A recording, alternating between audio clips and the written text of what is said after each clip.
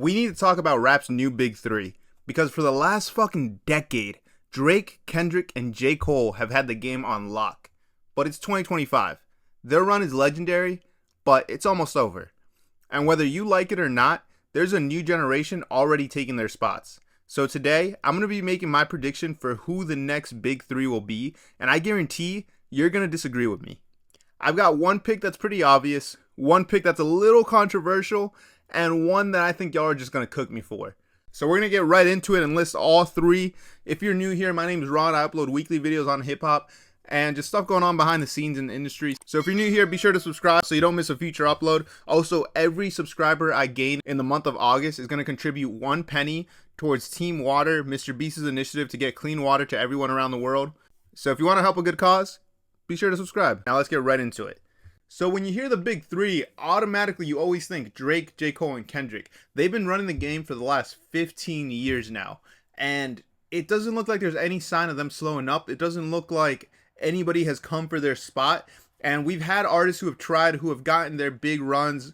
You look at Lil Baby in 2018 to 2020. You look at Travis Scott the past 5-6 years. They've been going on crazy runs. But they're kind of a part of the last generation. Lil Baby's been slowing up. A lot of artists have only been able to have that staying power of like Drake, J. Cole, or Kendrick for like a 6-month period before they cool off. There hasn't really been a defined superstar of this new generation in the past 5-6 years to really make their impact known and to really be able to push the genre forward. Just be the next superstars over the next 10 years. So I'm going to start with listing my first pick. So for my first pick, I have JID. Mr. JID himself. He just dropped a new album, God Does Like Ugly, adding to his already stacked discography. He's got DiCaprio 2, The Forever Story, God Does Like Ugly. He's got the prelude to this album, all great projects. He hasn't really missed yet, and he's been growing year over year. The Imagine Dragons collab took him to a whole new level. He's been doing his thing, and he's really solidified himself as one of the biggest rappers in the game. The only downside that I see when I look at JID is that he's 35. He's basically up there with J. Cole, Kendrick, and Drake in terms of age. But he came up in about 2017, 2018. So he's still pretty fresh in terms of the time he's been in the game. And also, bro just looks young. Bro looks about 25. You look at him and he is a super young looking guy. So I feel like he's an obvious pick. He's a great lyricist. He's one of the best lyricists of this generation. He's up there with J. Cole and Kendrick realistically.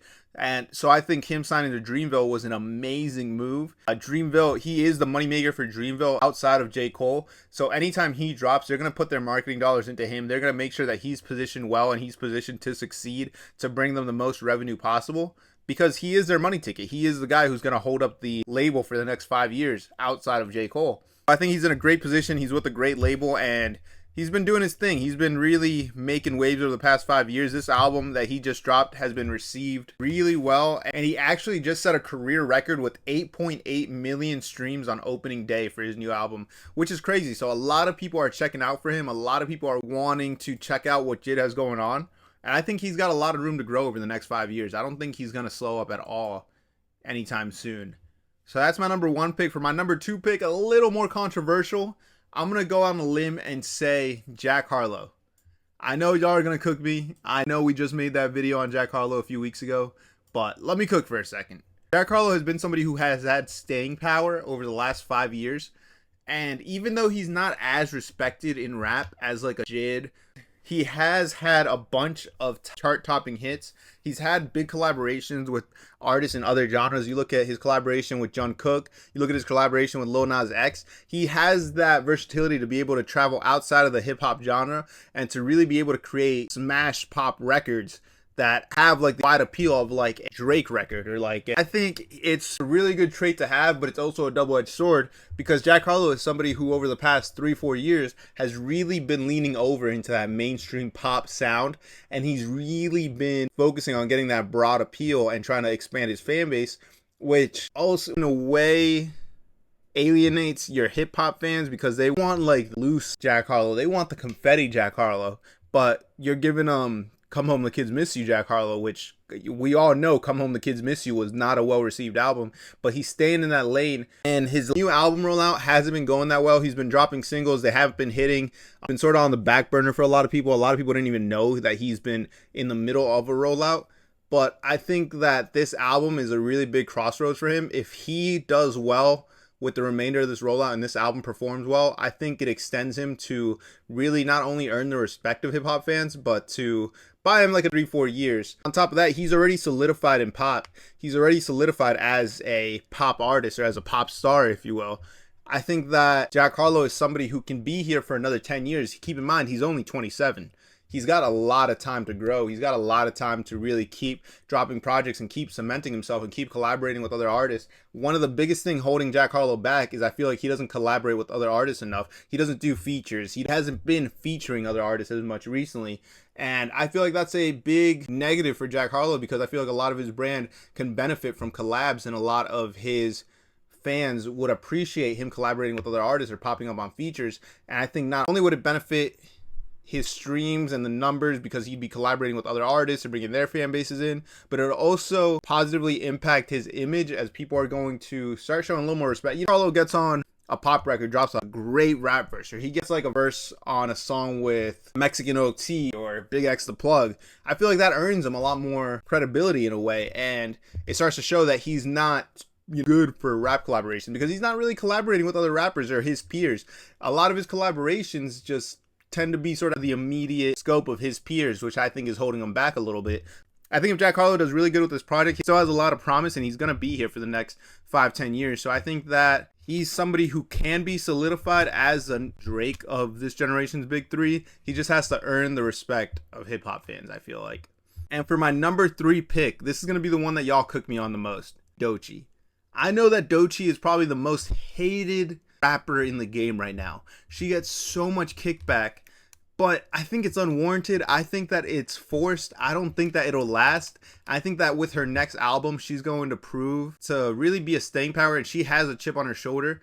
And we've seen that Doechii can perform well under pressure. We've seen her career. It's well documented on YouTube. If you haven't, definitely go check out some of her old videos. It's pretty cool to watch her come up, and you get to see the struggles that she's gone through as a struggling artist, or as a independent artist who's trying to come up. You got to see her grind through that, work through that, and really build up her career, which is not only an inspiring thing, it also throws out the industry plant allegations out the window. Doechii isn't an industry plant. She was just an independent artist who's grown her fan base and got signed a little early on, but I feel like once she got that buzz, she did that on her own. She didn't need the help of TDE to catch her own buzz. But once she did catch that buzz and started going crazy, that's when TDE was like, all right, let's put all the marketing dollars into her. Let's make sure we cement her as our next big star, especially now that Kendrick's on TDE. They're trying to get your next moneymaker in the building, because they have other artists, but a lot of TDE's artists have been in the game for a good while now. So they're looking for a young face to put at the forefront, and they did that with Doechii, but I think they overstepped with the marketing dollars. I think they overstepped with the collabs. I look at the collab with The Weeknd and Playboi Carti. That came out that remix came out well after the song was already out. So I feel like fans didn't appreciate that, because it felt like it was very forced and it was just meant to prop up Doechii. And things like that are really going to put a bad taste in the fans' mouth. So I don't think it was a good move. I think that they need to dial it back a little bit. Sort of take a step back, just do her thing until the next album drops, and then really push the next album, push the next rollout. I think that as long as she doesn't feed into the hate or doesn't respond to the hate and just keeps working, by the next album or two, as long as the music is high quality, it's going to prove a lot of people wrong. It's going to shut a lot of people up, because as long as the music's good, industry plants historically have not mattered. I look at Travis Scott, bro's an industry plant. Nobody really bats an eye at him. Like, as long as the music's good, I feel like people don't care about industry plants in general. It's just sort of a herd mentality to sort of hop onto the hate train to call somebody an industry plant. But Doechii is somebody who we've seen her come up, well documented, and she's super talented, super young. She's got the next 10, 15 years ahead of her to be one of the biggest artists in the game. So that's what I think that's what my big three is for this generation. Let me know if yours differs, who you think deserves to be in the big three, who I'm missing out on. If there's somebody that you think is an obvious pick that I just completely skipped over, definitely let me know. I'm definitely interested in what you guys have to say in the comments.